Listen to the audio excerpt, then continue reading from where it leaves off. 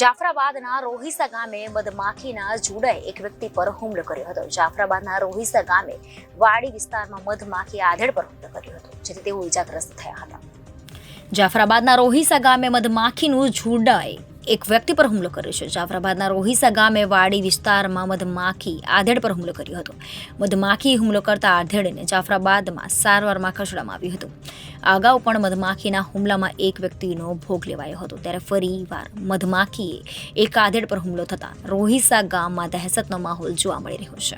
નામ તમારું? મારું નામ છે વાઘેલા જીવાભાઈ નાથાભાઈ, તાલુકા બીજેપી ઉપપ્રમુખ બોલું છું। શું ઘટના બની છે? ઘટના દાદા હું ત્યાં નીકળ્યો તો મને કે જીવાભાઈ ચા પીવા આવો। અમે ચા પી હજી બનાવ્યો નહોતો, ત્યાં મોટું મધ ઉઠ્યું। હું કહું જાદવભાઈને કહું મધ ઉઠ્યું તમે ભાગો। એને ગોદડી ઢાંકીને હું નીકળી ગયો ને એ પછી નીકળી ગયા લેવા ગયા હતા, એને મોટું મધ વધારે કરડી ગયેલું।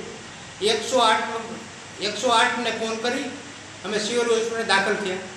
એ છતાં મેં જંગલ ખાતામાં જાણ કરી તો કે ભાઈ અમારા સંસ્થામાં આવતું નથી। પશુપાલકમાં આઈપી સેન્ટર સાહેબને વાત કરી તો કે ભાઈ અમારે કોઈ જીવ તો આ અમારે આવે છે કેમ, અમને જાણ કરો। અમને ખાસ અમારો વિનંતી છે કે આ કઈ સુવિધામાં છે। જંગલ ખાતાવાળા ના પાડે તો પશુપાલકવાળા ના પાડે।